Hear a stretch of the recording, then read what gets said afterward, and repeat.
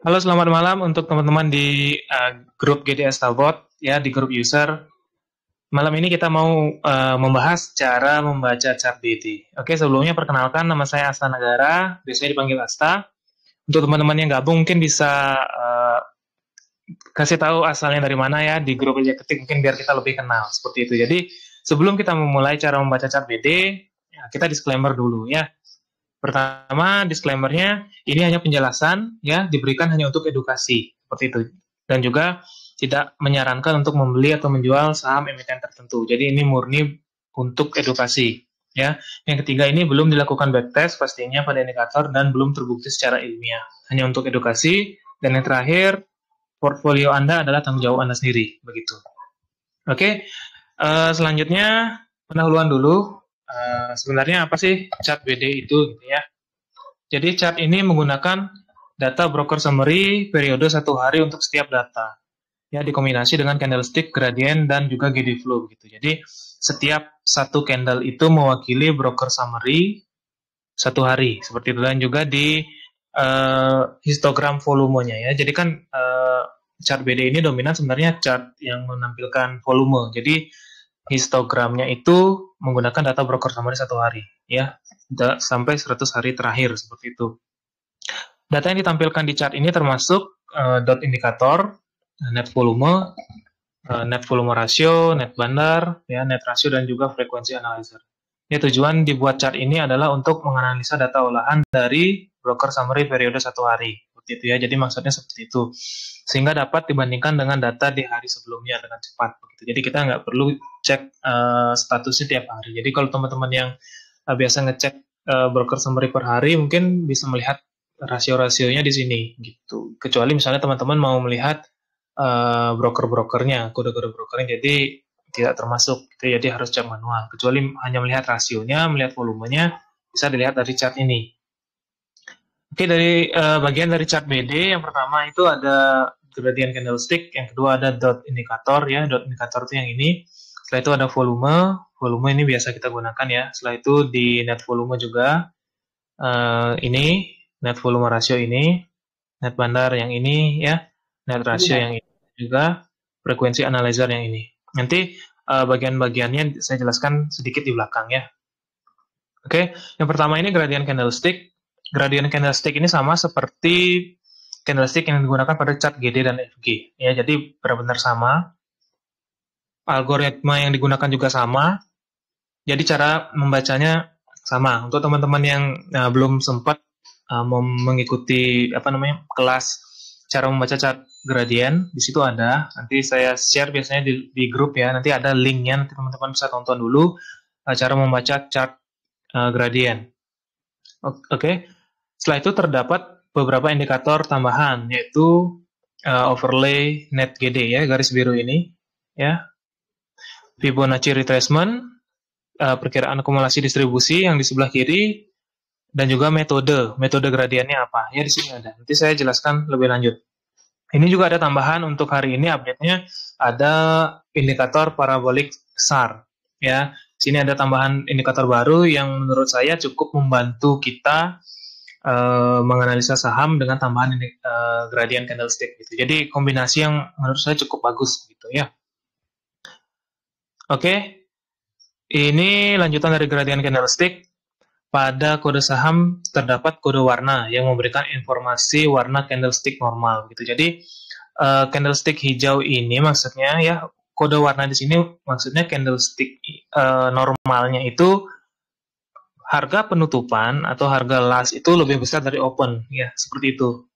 Semudah itu. Jadi hijau itu bukan berarti beli, atau merah itu bukan berarti jual. Ya, sederhananya karena candlestick gradient ini kan sudah mengikuti algoritma gradient ya. Misalnya seperti ini, merah, kuning, kuning. Kuning ini apa sih sebenarnya kalau kita lihat candlestick normalnya warnanya apa gitu misalnya. Kita lihat di sini ternyata hijau artinya harga close itu atau harga last itu lebih besar dari open. Ya, kalau merah itu sebaliknya begitu. Jadi untuk memudahkan kita, sebenarnya candlenya ini apa? Close-nya berada di atas atau di bawah open seperti itu ya. Jadi memudahkan kita seperti itu. Bukan berarti kode warna tersebut menginstruksikan kita untuk beli atau jual seperti itu ya. Jadi untuk memudahkan teman-teman memperkirakan ini candle-nya seperti apa begitu ya, untuk teman-teman yang ingin mengetahui candle aslinya seperti itu.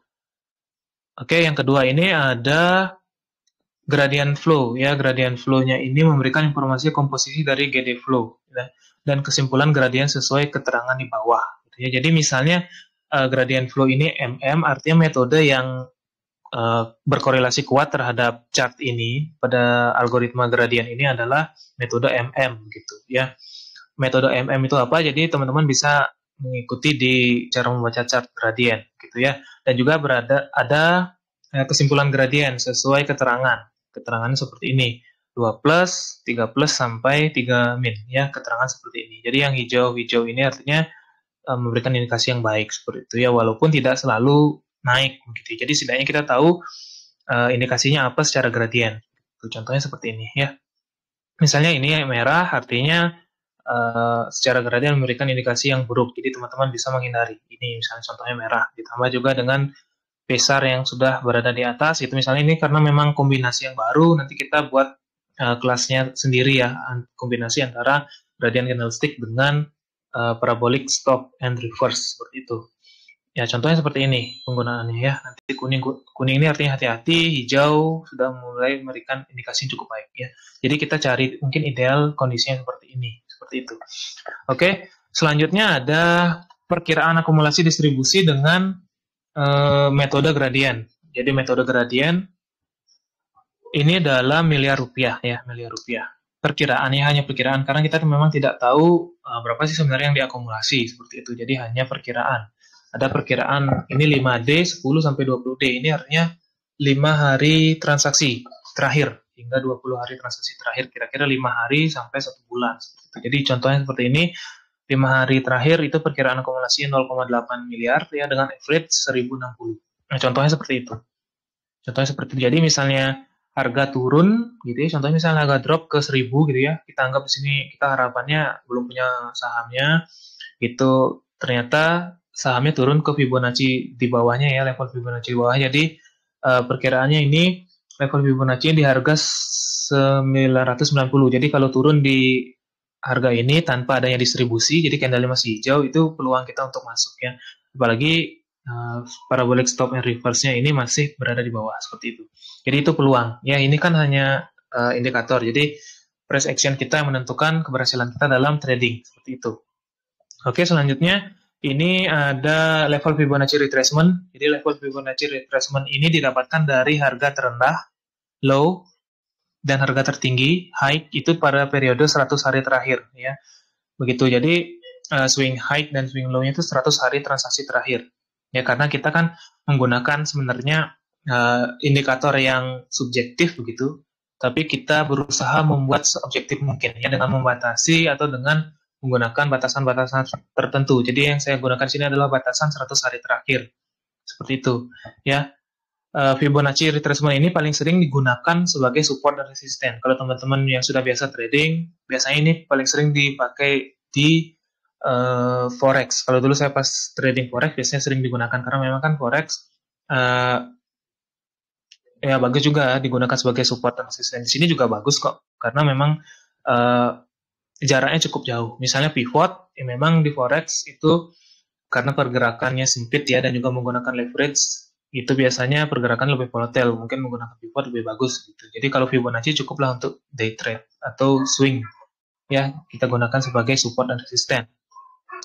Dan level Fibo 0 itu akan berada di atas bila saham dalam fase uptrend itu. Jadi dalam fase uptrend biasanya Fibo 0 yang ini ya, Fibo 0 itu adanya di atas. Misalnya contoh ini Fibo 0 adanya di bawah. Jadi dari periode 100 hari ini dianggap berada dalam tren turun gitu. Jadi dia mulai naik seperti itu dan memantul di Fibo 0 itu biasanya indikasinya cukup bagus begitu ya. Apalagi di atas Fibo 0 ada akumulasi dan juga candle gradient sudah mulai berubah menjadi hijau, itu biasanya cukup bagus. Jadi teman-teman bisa pantau saham-saham seperti itu ya.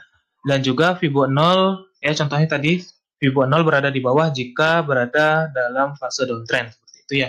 Jadi teman-teman yang mau mencari saham-saham yang mantul ya, mantul dari dengan harapannya istilahnya memantul dari Fibo 0 begitu. Jadi harapan mencari saham yang downtrend yang mulai masuk fase uptrend. Jadi carilah saham-saham yang memantul di Fibo 0 seperti itu ya. Jadi memantulnya pun mungkin ada kriteria tertentu, nanti teman-teman bisa explore lagi ya.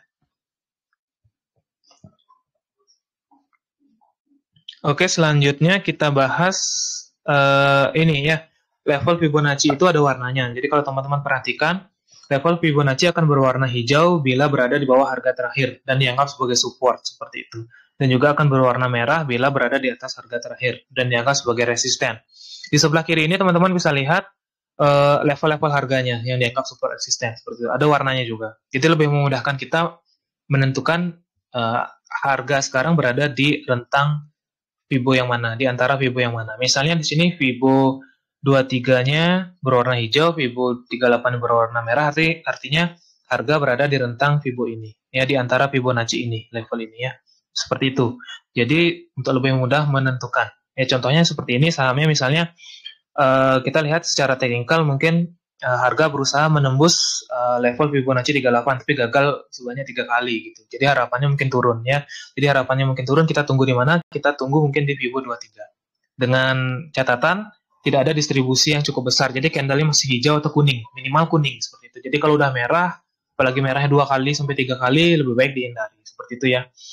Oke, level Fibonacci ini berwarna merah bila berada di atas harga terakhir, dianggap sebagai resisten. Oke, seperti itu untuk Fibonacci. Selanjutnya garis biru. Garis biru ini adalah gradient flow ya. Garis biru ini memberikan informasi akumulasi distribusi. Secara sederhana ini adalah perkiraan aliran uang atau money flow seperti itu. Jadi perkiraan uang masuk atau keluar ya. GD flow mengarah ke atas bila terdapat akumulasi dan mengarah ke bawah bila terdapat distribusi.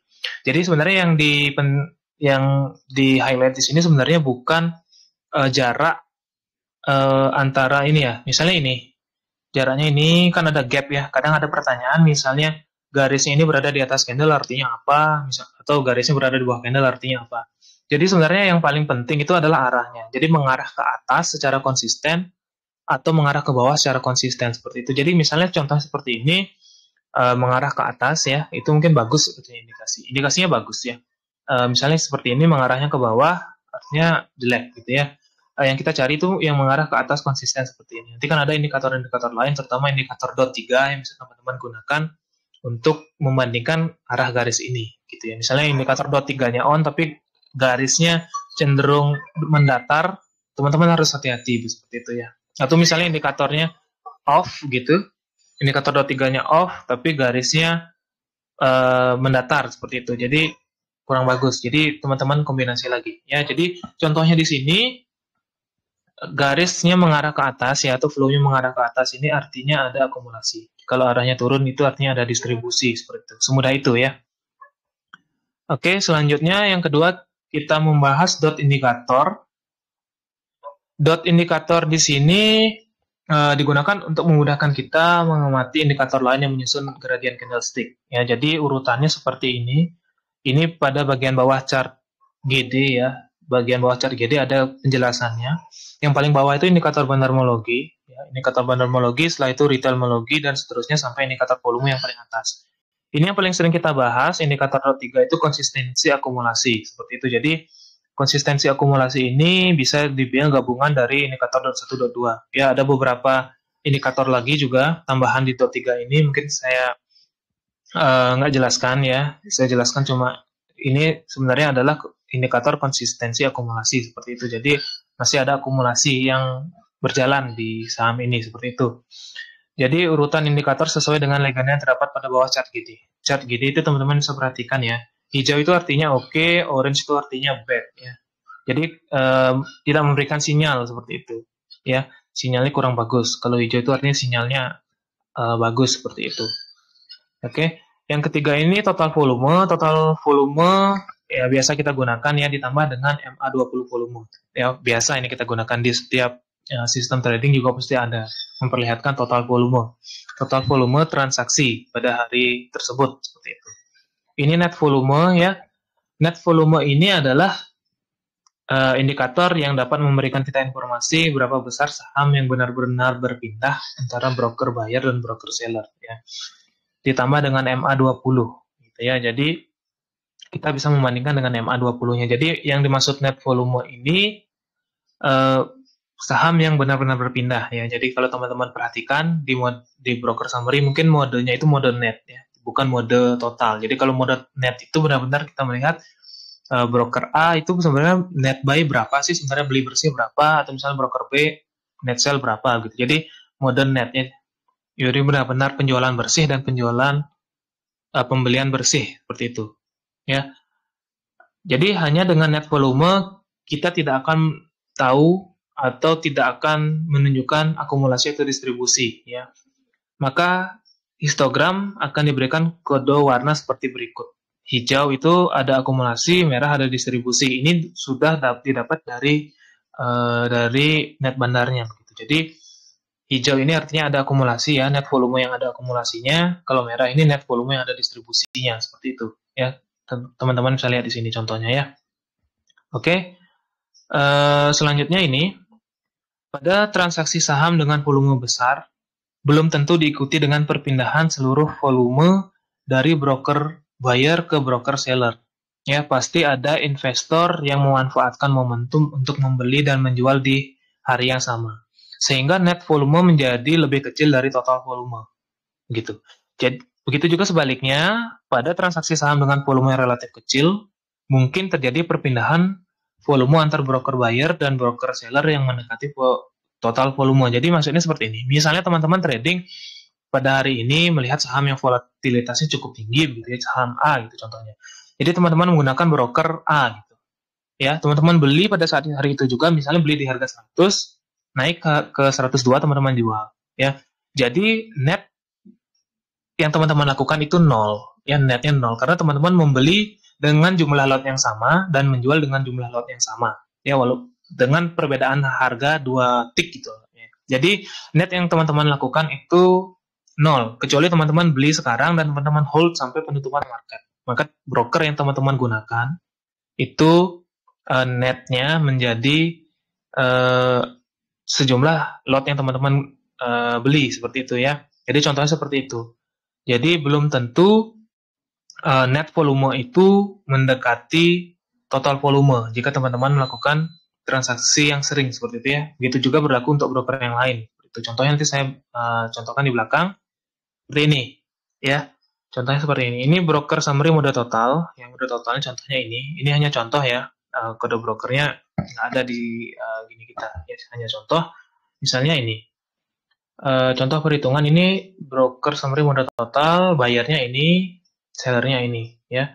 Contoh net volume. Net volume itu lot broker buyer. Contohnya ini ya, MX membeli sebanyak 2730 lot dan juga menjual sebanyak 300 ya. Jadi contohnya net broker MX itu adalah 2730 dikurangi 300, jadi 2430. Jadi saham yang benar-benar berpindah atau dibeli oleh broker MX itu adalah 2430 lot gitu. Jadi mode netnya seperti ini ya. Mode netnya seperti ini. Perhitungan ini berlaku juga untuk broker lainnya. Jadi contohnya seperti ini. Misalnya teman-teman membeli suatu saham ya sebanyak 2700 lot seperti itu misalnya. Contohnya ya. Dan di hari yang sama teman-teman juga jual 300 ya.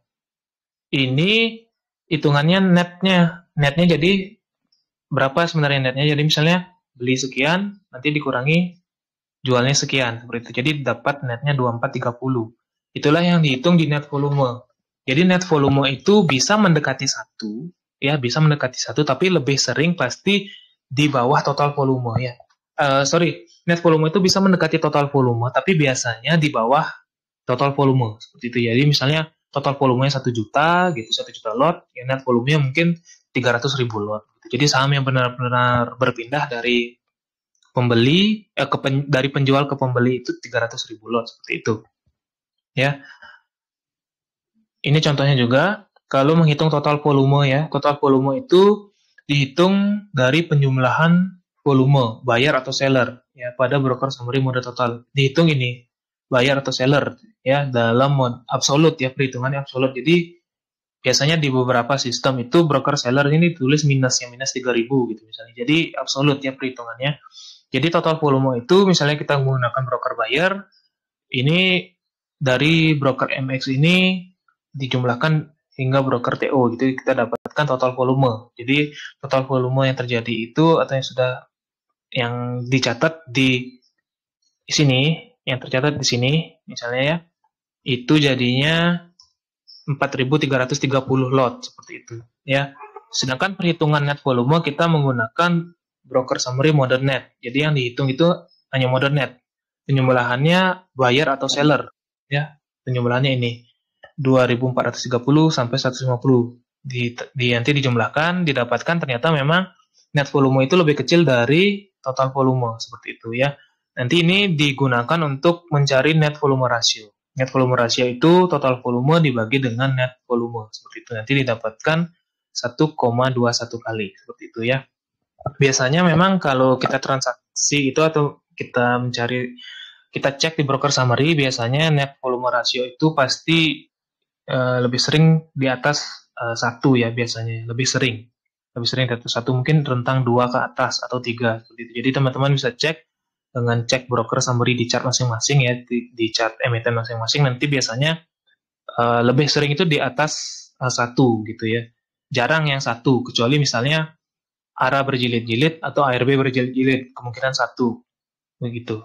Karena memang mungkin broker yang membeli itu cuma 1, dia pasang antrian jual besar di market baru buka, dan pada saat itu langsung ARB atau langsung ARA gitu. Biasanya net volume rasionya itu 1 seperti itu ya. Oke, ini net volume rasio. Jadi penjelasannya ini, net volume rasio itu adalah indikator yang memberikan kita informasi berapa perbandingan saham yang benar-benar berpindah antar broker buyer dan seller terhadap total volume. Seperti ini jadi. Perbandingan terhadap total volume. Jadi yang benar-benar berpindah ini dibandingkan dengan total volume. Nanti total volume dibagi net volume, didapatkan net volume rasio. Kita dapatkan misalnya terlalu besar, artinya kemungkinan saham tersebut sering dijual belikan dengan broker yang sama. Begitu. Jadi indikasinya kurang bagus seperti itu ya. Indikasinya kurang bagus, mungkin terjadi transaksi-transaksi di luar kebiasaan. Jadi teman-teman harus analisa lebih mendalam lagi seperti itu ya. Jadi di sini formulanya adalah total volume dibagi dengan net volume. Kita bisa tahu perbandingannya seperti apa, seperti itu. Dan juga ditambah dengan MA20 net volume ratio. Jadi kita bisa membandingkan dengan dengan net volume rasio rata-ratanya selama 1 bulan terakhir gitu. Kalau 20 hari itu kan perkiraannya 1 bulan terakhir seperti itu. Oke. Untuk penjelasan warna histogram di net volume rasio itu seperti ini. Jadi hijau itu terjadi akumulasi dan net volume rasio itu kurang dari 2 kali MA20-nya begitu. Ya, kalau misalnya lebih dari 2 kali MA20-nya walaupun terjadi akumulasi, sudah di warning sama histogramnya, jadi warnanya merah. Seperti ini contohnya, ini hijau, naik tinggi, artinya masih di bawah 2 kali MA20-nya ya. Kalau misalnya akumulasi pun, tapi misalnya ini net volume rasio ini sudah lebih dari 2 kali MA-nya, jadi warnanya merah. Biasanya seperti ini sudah ada, biasanya apalagi ditambah dengan kenaikan harga yang tinggi, ya, kenaikan harga tinggi, net volume rasionya merah, tinggi juga ya, tinggi juga sini warnanya merah, jadi teman-teman hati-hati. Biasanya memang sudah ada keinginan movernya itu untuk melakukan penjualan, gitu ya. Jadi mereka mulai aktif transaksi untuk membentuk volume, yang mana tujuannya memang memancing investor kita seperti kita ini untuk ikut ya, tujuannya ya buat jualan seperti itu ya. Jadi hati-hati yang biasanya terjadi akumulasi, sedangkan net volume rasionya di sini warnanya merah seperti itu. Ya, contohnya seperti yang tadi ya, kita kembali ke contoh sebelumnya. Net volume rasio itu total volume ya, total volume ini dijumlahkan dibagi dengan net volume ini, nanti didapatkan 1,21 kali ya. Jadi semakin besar net volume rasio, maka menunjukkan semakin sering broker yang sama melakukan transaksi jual beli di hari yang sama seperti itu ya. Jadi semakin besar net volume rasio, broker yang sama itu melakukan transaksi itu semakin sering seperti itu ya. Karena saham yang benar-benar berpindah broker itu jauh lebih kecil dibandingkan dengan total volume yang besar. Ya, jadi maka rasio ini menjadi semakin besar. Jadi bayangkan teman-teman misalnya dengan equity 10 juta gitu ya. keluar masuk terus di satu saham itu sampai transaksi melebihi 100 juta, ya. Itu artinya sudah lebih dari 10 kali, ya, sudah lebih dari 10 kali. Jadi teman-teman bisa lihat juga nanti di akhir hari saham yang teman-teman trading, misalnya yang teman-teman tradingkan itu berapa net volume rasionya. Saya rasa pasti besar, ya. Karena apa? Karena memang saham yang berpindah itu kecil, ya, saham yang berpindah kecil, lebih sering diperjualbelikan seperti itu, ya. Dengan syarat itu teman-teman tradingin dengan satu broker gitu, ya, satu broker. Itu hanya teman-teman yang satu broker misalnya. Trading teman-teman yang lain gimana? Misalnya investor lain seperti apa gitu, ya. Jadi di sini net volume rasio ini menunjukkan hal tersebut gitu. Ya, misalnya net volume rasionya besar, mungkin teman-teman bisa hindari dulu. Ya, biasanya udah ada pancingan seperti itu. Apalagi kenaikan harganya cukup tinggi. Ya, kalau misalnya kenaikan harganya nggak begitu tinggi, ya mungkin ada maksud tertentu di saham tersebut, ya, seperti itu, ya. Oke, contohnya ini, ya, contoh broker summary dengan net volume rasio yang tinggi. Ya, pada contoh di atas terlihat broker YP melakukan pembelian sekian 670.000 lot dan juga penjualan sekian, ya, 730.000 lot dengan net sell hanya 54.000, ya.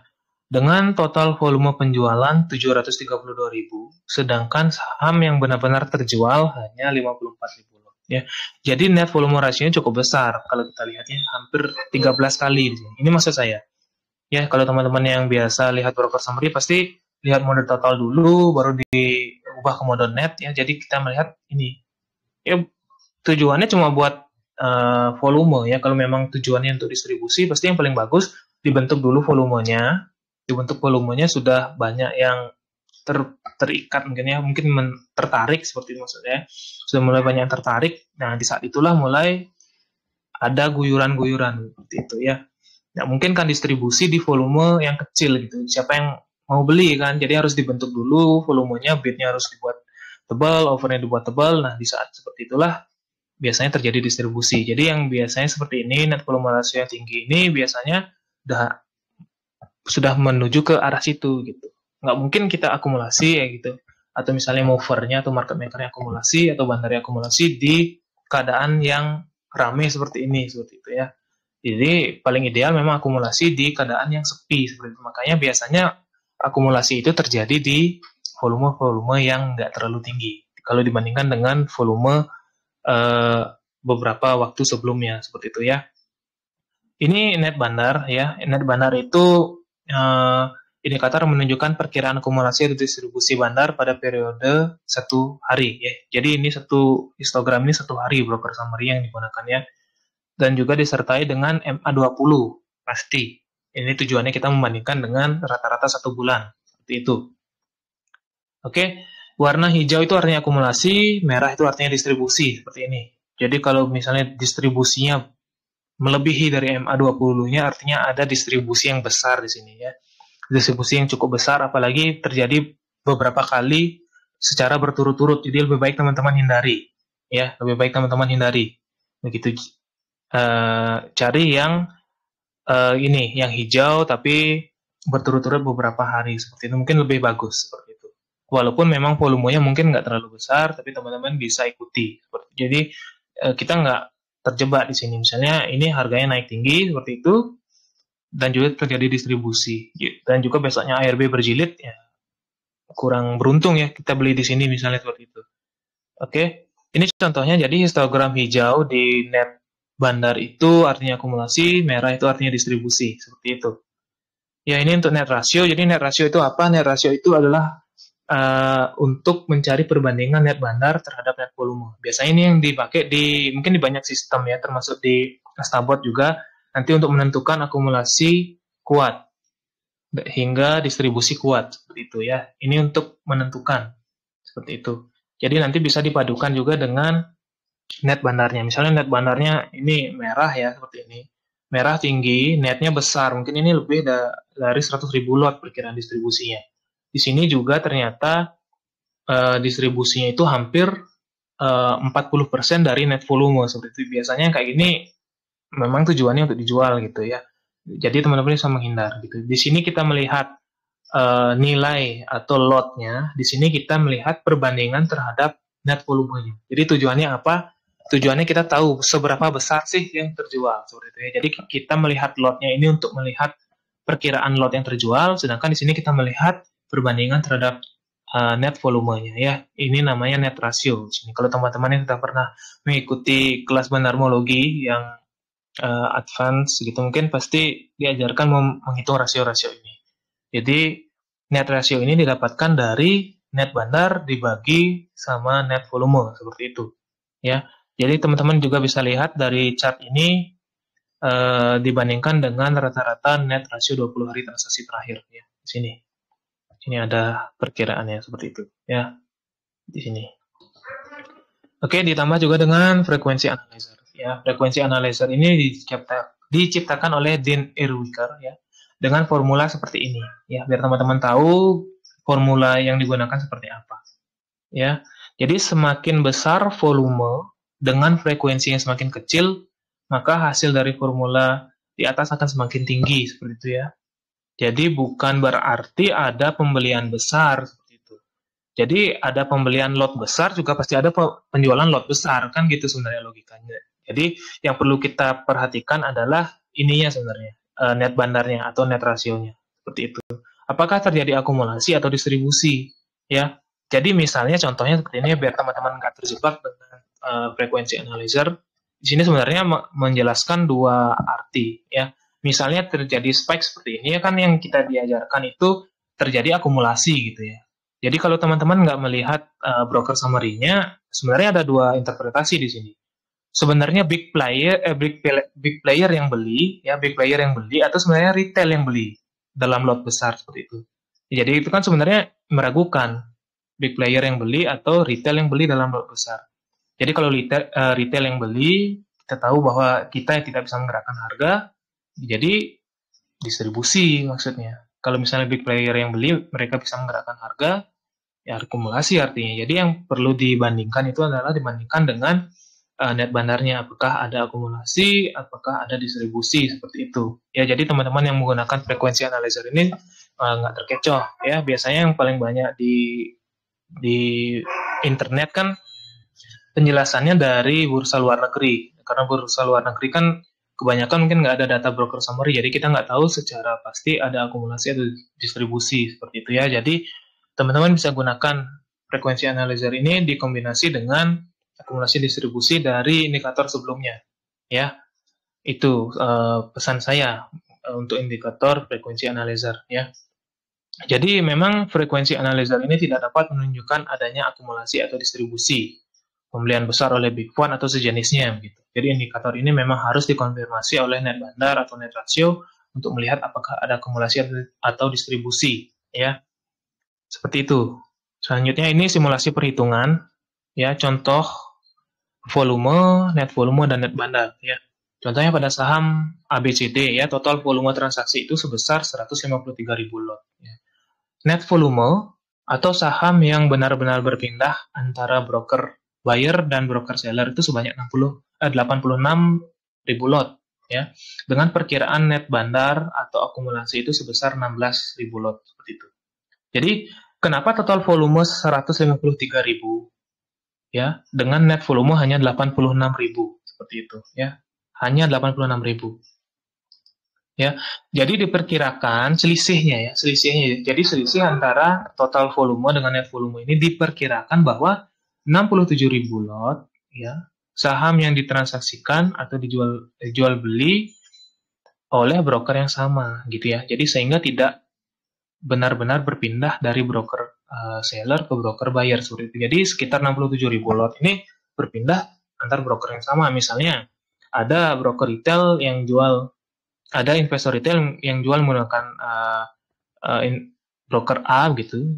Ada juga investor retail yang beli dengan broker A gitu ya. Jadi tidak sepenuhnya tidak benar-benar berpindah dari broker seller ke broker buyer gitu. Contoh sederhananya seperti itu. Ya, contohnya seperti ini misalnya ya. Contoh saham yang ditransaksikan jual beli oleh broker yang sama. Ya, broker summary di samping ini dapat digunakan sebagai contoh Ya, misalnya kita lihat pada top 5 deh, box biru ini.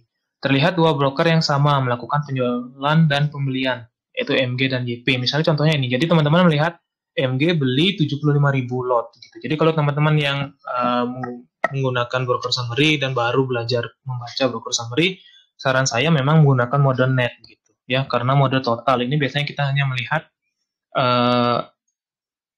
kecenderungan ya, misalnya transaksinya MG berapa, jualnya berapa, belinya berapa, seperti itu. Jadi bukan melihat pembelian bersih begitu. Jadi contohnya nih, MG beli sebanyak 75.000 lot, jual juga sebanyak 14.000 lot. Ya, jadi yang kita cari itu adalah netnya. Begitu juga dengan YP dan juga broker-broker lain. Ya, begitu. Contohnya ini, contoh saham yang ditransaksikan jual beli oleh broker yang sama. Begitu. Jadi teman-teman melihat ini bukan berarti MG beli 75.000 lot. Gitu. Bukan berarti seperti itu. Ya, jadi selisihnya yang kita hitung. Jadi broker kode apa namanya? Modenya mode net ya. Mode net. Nah, ini ya. Contohnya seperti ini. Netnya jadinya 61.000 lot, EEP jadi net sell 21.000 lot seperti itu. Ya, jadi yang kita cari netnya. Jadi inilah yang dihitung. Inilah yang dihitung pada net volume seperti itu.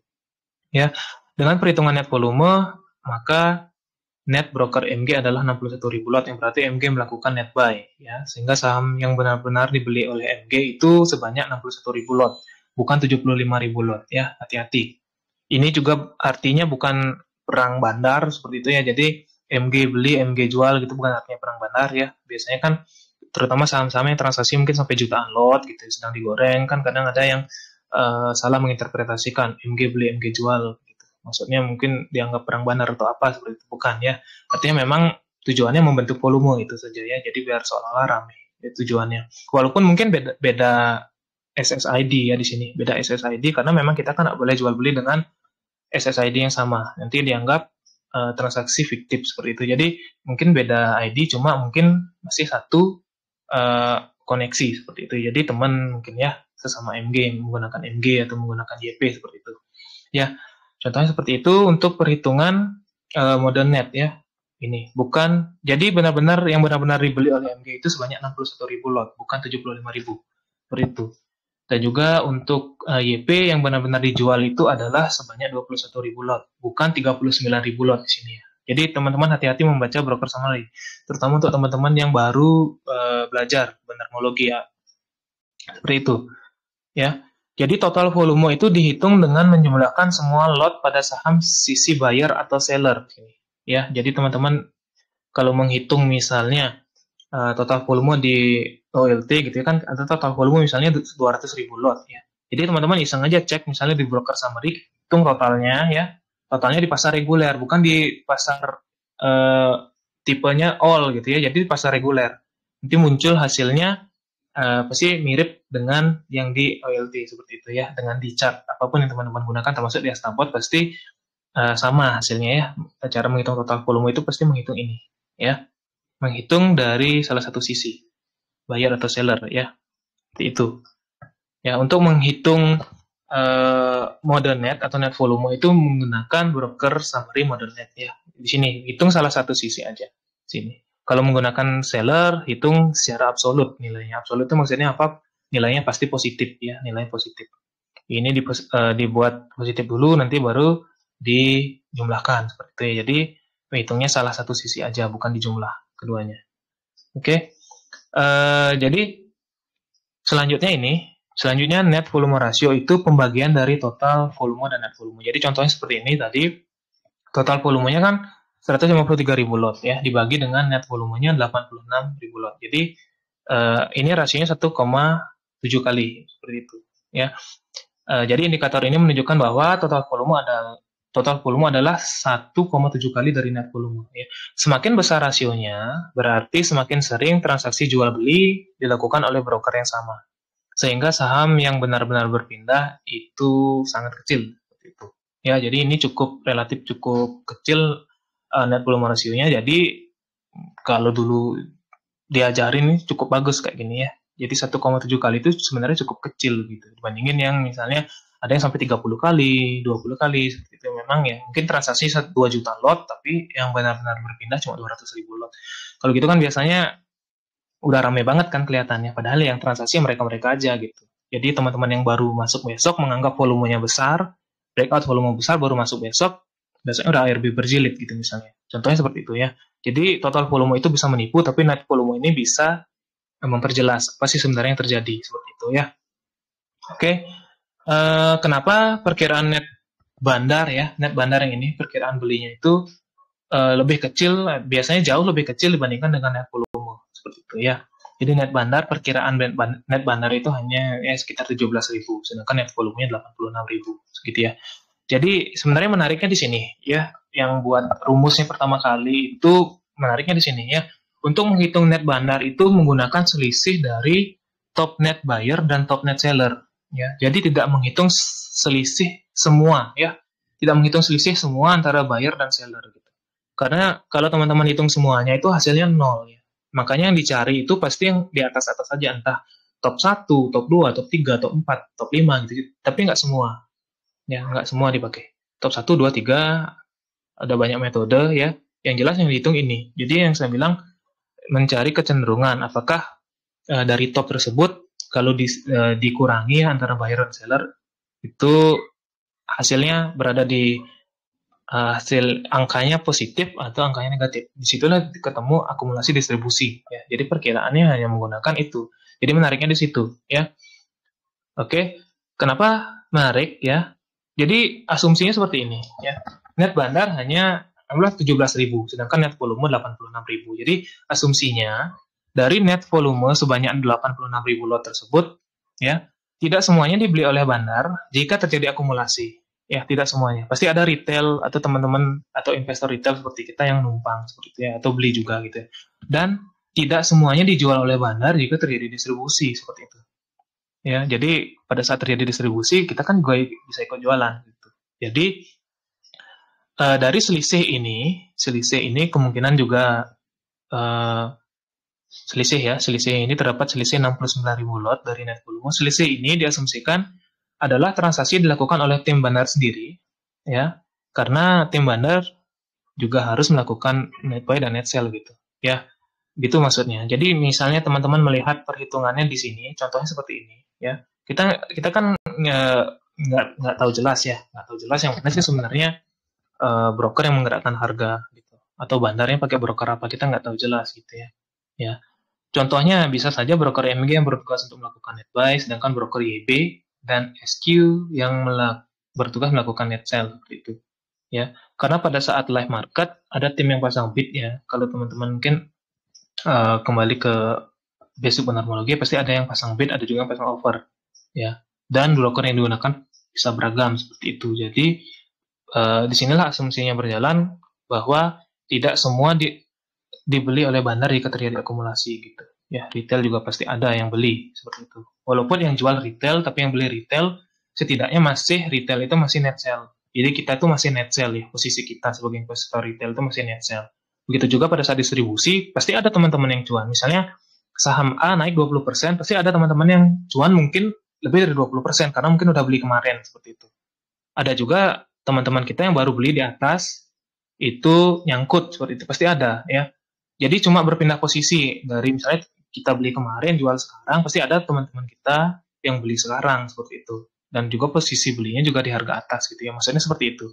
Jadi tidak semua dijual oleh bandar jika terjadi distribusi, pasti kita bisa ikut ya, karena memang kita kalau misalnya size kita nggak terlalu besar, size kita cukup kecil di market gitu, kita bisa jual dengan gampang kan, misalnya cuma 1.000 lot gitu, misalnya seperti di saham ini 1.000 lot kita jual cepat mungkin. Di bid juga ada antrian 1.000 lot kan kita jual habis itu. Bayangin sekarang yang beli 100.000 lot, 200.000 lot, mereka nggak bisa jual cepat ya, nggak bisa jual cepat. Jadi size itu juga menentukan ini kita apanya peluang kita di market seperti itu. Contohnya seperti ini ya, contohnya seperti ini ya. Maka dari itu lebih baik melihat broker summary secara general ya, bukan per broker ya. Apakah broker A, B, C atau D gitu melakukan akumulasi distribusi ya. Jadi contohnya gitu, teman-teman melihat broker summary itu secara general ya, secara general, bukan melihat oh ini broker MG beli nih bandar MG gitu, bukan maksudnya seperti itu ya. Besok pun misalnya MG beli ya, tapi kecenderungan ternyata bukan terjadi distribusi gitu, bukan berarti terjadi distribusi. Misalnya pada saat ini terjadi kan seolah-olah ini ya, kalau teman-teman udah biasa analisa broker summary pasti melihat ini, oh ini akumulasi nih, sekilas kan, sekilas. Besok misalnya tiba-tiba broker MG jualan gitu. Jadi teman-teman anggap distribusi karena menganggap hanya bandarnya bandar MG gitu. Jadi bukan seperti itu ya. Misalnya MG melakukan net sell di keesokan hari ya, besok melakukan net sell, ternyata yang beli AZ gitu, misalnya contohnya AZ, CP dan lain-lain seperti itu ya, dan juga masih akumulasi secara umum gitu, artinya masih tetap akumulasi ya, seperti itu. Jadi kita jangan terkecoh hanya melihat broker summary itu per broker gitu ya, lihat secara umum apa yang terjadi seperti itu. Kecuali kita kenal terhadap investor yang menggerakkan harga saham tersebut dan ternyata hanya menggunakan satu broker. Nah misalnya teman-teman trading pas di samping bandarnya gitu kan, kita tahu oh ternyata dia cuma sebagai satu broker, ya udah kita ikutin aja. Misalnya broker B gitu, misalnya broker B gitu, ternyata di sebelah kita dia gorengnya pakai satu broker aja gitu, dan juga pada saat itu memang melakukan pembelian cukup besar. Oke, ternyata satu, besok dia jualan juga dengan satu broker B gitu misalnya, artinya ya memang satu, tapi lebih baik memang kita melihat secara umum seperti itu ya. Secara umum kadang, karena apa? Karena banyak market maker atau mover itu yang cukup pintar. Mereka menggunakan banyak broker untuk mengecoh kita, ya. Banyak contohnya di market. Cukup banyak ya. Biasanya seperti ini memang perlu sedikit ketelitian untuk mengikutinya seperti itu, ya. Kalau yang sederhana kayak gini kita bisa mengikuti asal memang harga kita mendekati harga average yang beli seperti itu. Apalagi misalnya kita dapat di bawah harga average-nya, itu cukup bagus ya. Jadi teman-teman perhatikan di situ ya. Oke, kembali lagi ke simulasi perhitungan ya. Dari data net bandar tersebut kita dapat memperkirakan kecil akumulasi atau distribusi yang terjadi seperti itu. Oke, contohnya ini pada keterangan MM dibuat menunjukkan status akumulasi dan distribusi dari kecil hingga kuat. Contohnya seperti ini. Jadi net rasio kita sudah membicarakan net rasio sekarang ya. Contohnya tadi kita membahas tentang ini ya, tentang net volume sekian, kenapa net bandarnya cuma 17.000 kan gitu. Jadi yang kita bahas sekarang itu membahas jadi di net rasio. Net rasio itu apa? Jadi net rasio itu perbandingan net bandar ini dibandingkan dengan net volume. Jadi perkiraan akumulasinya berapa gitu. Jadi setelah kan kita hitung ini, top net buyer kita jumlahkan berapa. Misalnya top 6 ini kita jumlahkan buyernya, sellernya juga kita jumlahkan, nanti dicari selisihnya kan gitu ya. Rumus sederhananya begitu. Nanti entah top 1, 2, 3 ini dijumlah, dibagi, dicari rata-ratanya bisa. Karena memang yang buat rumus pun seperti itu rumusnya ya. 1, 3, 5 atau 1, 2, 3, 4, 5 nanti dicari di rata-rata gitu. Nanti hasilnya yang didapat entah itu positif atau negatif dibagi ya, dicari perbandingan terhadap net volumenya gitu. Jadi itulah net rasionya gitu. Jadi dari sini didapatkan jadi sekitar 19% dari net volume adalah saham yang berhasil diakumulasi. Jadi kalau hasilnya positif itu artinya akumulasi, kalau artinya negatif itu artinya distribusi begitu. Jadi sekitar 20% dari net volume itu berhasil diakumulasi gitu. Artinya apa? Kalau dari rasio yang dibuat sama penemunya ini rasionya artinya akumulasi yang normal begitu ya, normal atau sedang seperti itu. Jadi dianggap cukup bagus nih, didapat dari 20% net volume gitu. Jadi rasionya cukup bagus gitu. Apalagi misalnya mencapai 40% dari net volume itu biasanya masif akumulasi atau akumulasi kuat seperti itu. Seperti itu ya, biasanya harganya udah cenderung naik tinggi, mungkin sudah arah seperti itu, biasanya seperti itu ya munculnya. Ini simulasi perhitungannya. Kalau net rasio itu ini net bandar dibagi dengan net volume. Jadi teman-teman nanti iseng-iseng deh cek di broker summary, hitung tuh kan ada net bandar dibagi dengan net volume, mau nggak hasilnya berapa ya? Sekian gitu. Ya nanti teman-teman bisa kok ketemu misalnya yang rasionya kecil itu berapa sih rentangnya gitu ya, rasionya besar itu rentangnya berapa. Biasanya yang dipakai kalau masih akumulasi itu lebih dari 3, 0,3 gitu ya. Lebih dari 30% perkiraan net bandarnya dari net volumenya itu masih akumulasi seperti itu. Ya. Ya. Jadi kekurangan metode ini adalah ya perkiraan akumulasi distribusi itu bisa jauh lebih kecil dibandingkan dengan kenyataan di balik layar. Dan itu pasti lebih kecil. Karena apa? Karena hal tersebut disebabkan jika bandar melakukan akumulasi distribusi menggunakan broker yang juga banyak digunakan oleh broker retail atau investor retail ya. Contohnya gini, ternyata tim bandarnya itu akumulasi juga dengan broker YP dan CC gitu. Tapi di sini brokernya banyak digunakan investor retail kan, dan juga melakukan net sell. Nah ini nggak terdeteksi seperti itu. Jadi aksi ini tidak akan diketahui dengan perhitungan net bandar menggunakan selisih top net buyer dan top net seller. Karena memang kita kan nggak tahu apa saja broker yang dipakai sama sama bandarnya gitu. Maksudnya seperti itu. Jadi akumulasi bisa jauh lebih kecil dibanding kenyataannya. Seperti itu. Misalnya bayangin nih teman-teman ada misalnya teman-teman perhatikan ya, ada saham yang diakumulasi besar oleh YP sebanyak 100.000 lot. Akumulasi pasti jauh lebih besar dari 100.000 lot. Karena apa?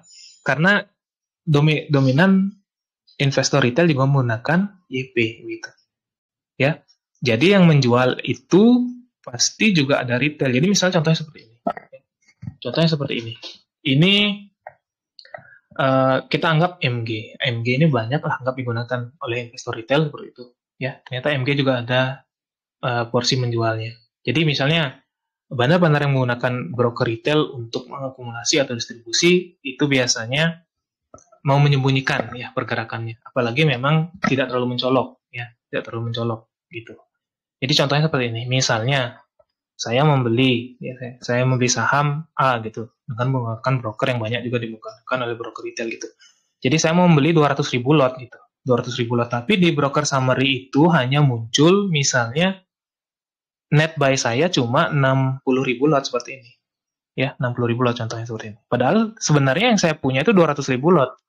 Ya, tapi kalau kita lihat di net sell-nya mode total gitu, ternyata broker yang saya gunakan di sini, ya, broker yang saya gunakan ternyata 400.000 lot belinya. Mode total ya, 400.000 lot dan jualnya 340.000 lot seperti itu. Ya.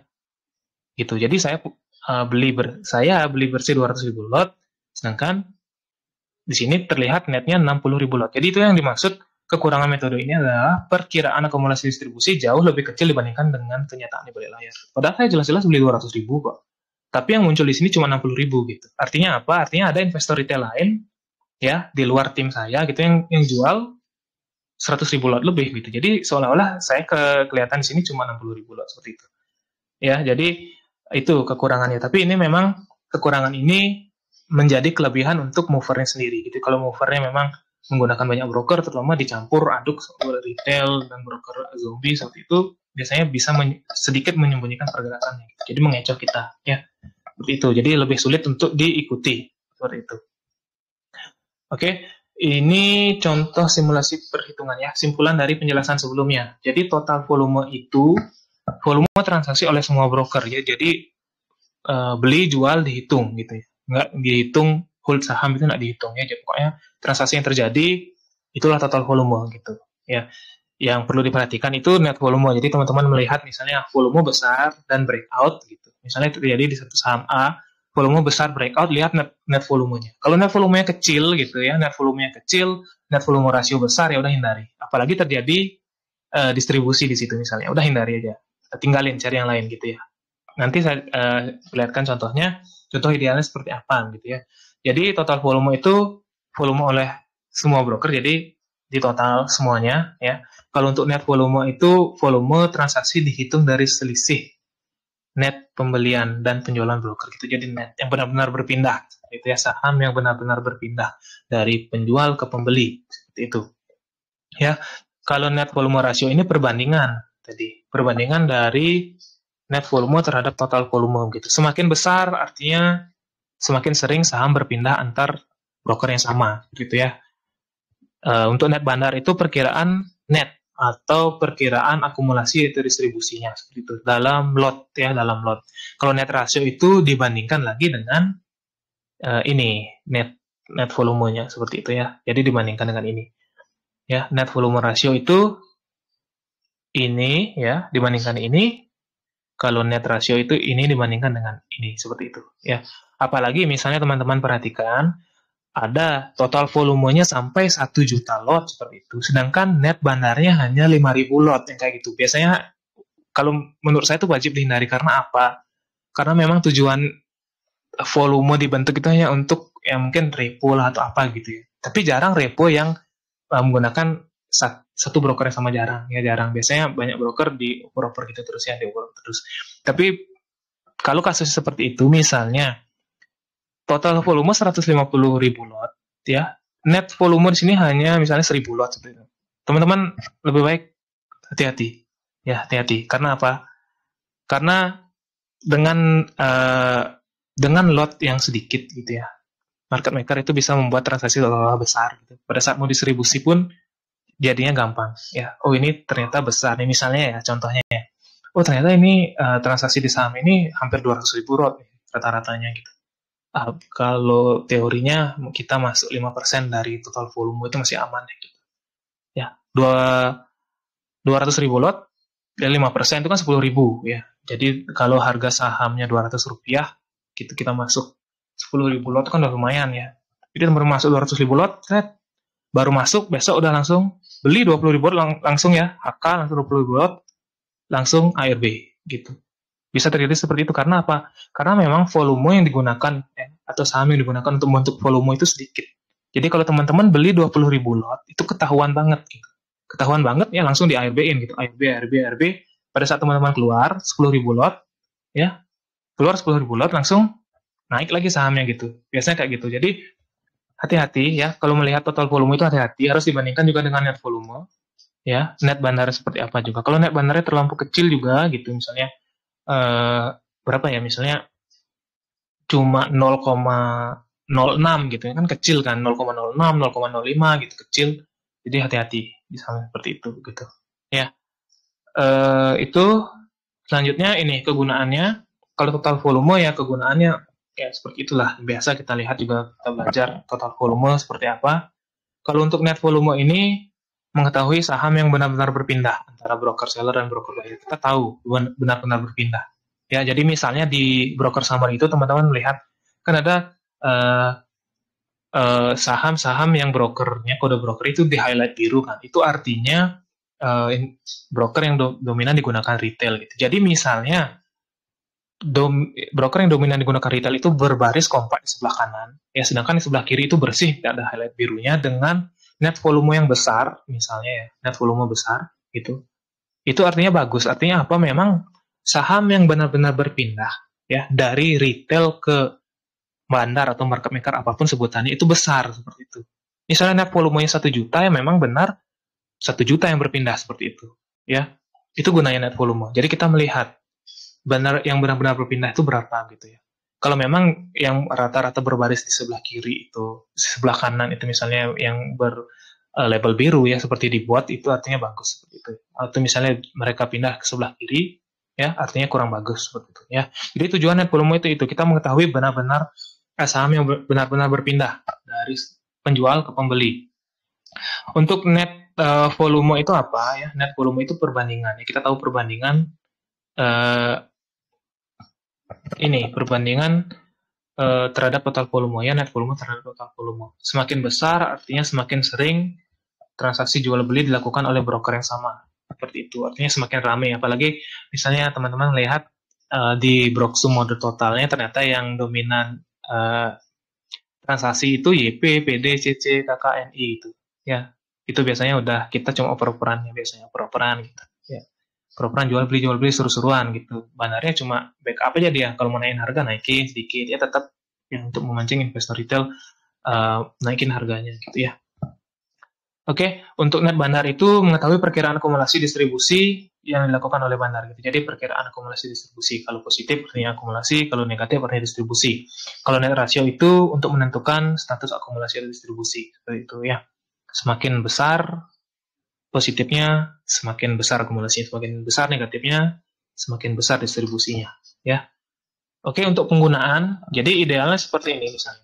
Jadi ideal ini dari apa ya, yang saya pelajari mungkin ya. Jadi ideal kita mencari saham yang sedang diakumulasi ya, dan saham tersebut tidak terlalu menarik banyak investor retail. Itu ideal ya. Ini ideal, tapi biasanya jarang ketemunya gitu. Jadi contohnya dari indikator yang tersedia, kondisi di atas dipenuhi dengan kriteria sebagai berikut misalnya. Jadi total volume mendekati atau lebih rendah dari MA20. Jadi ya santai-santai gitu ya, nggak terlalu menarik perhatian. Jadi volumenya nggak terlalu besar seperti itu. Setelah itu net volume mendekati atau lebih tinggi dari MA20. Jadi mendekati MA20-nya atau bisa lebih tinggi net volumenya seperti itu.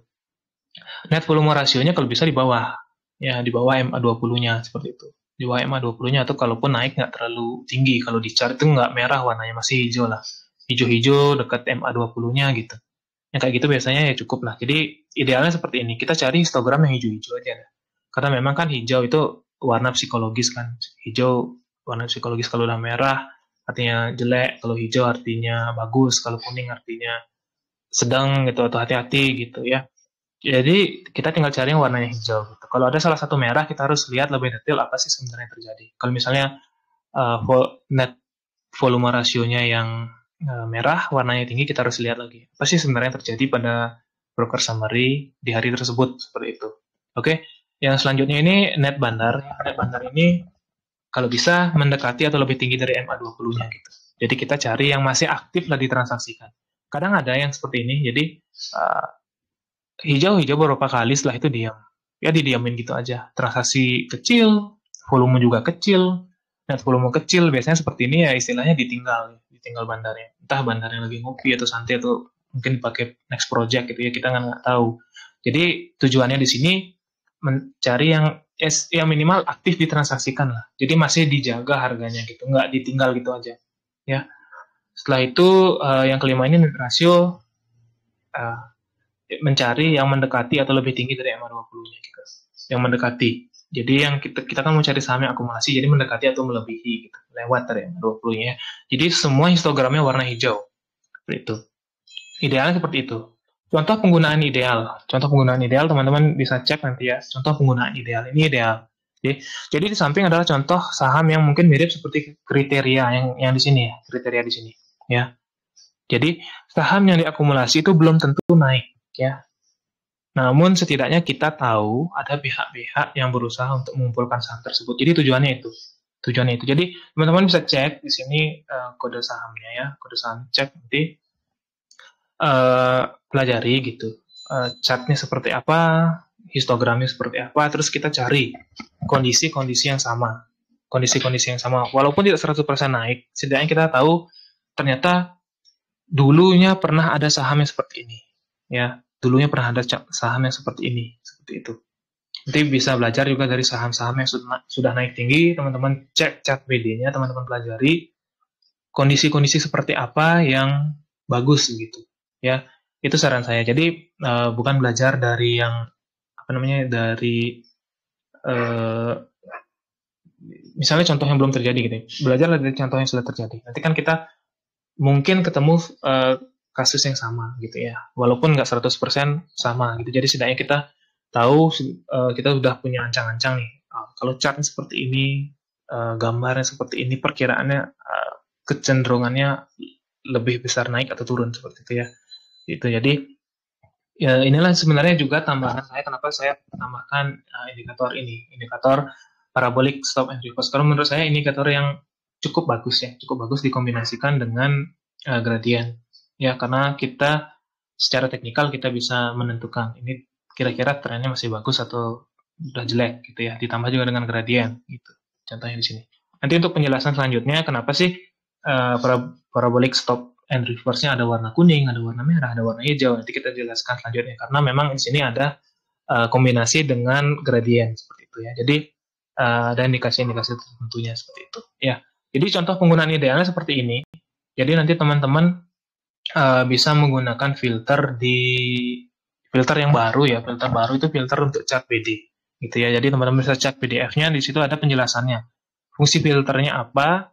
Nanti teman-teman cari. Contoh saham yang saya temukan ini contohnya. Ya walaupun nggak 100% naik, setidaknya yang saya dapatkan seperti ini ya, dari kriteria ideal penggunaannya seperti itu.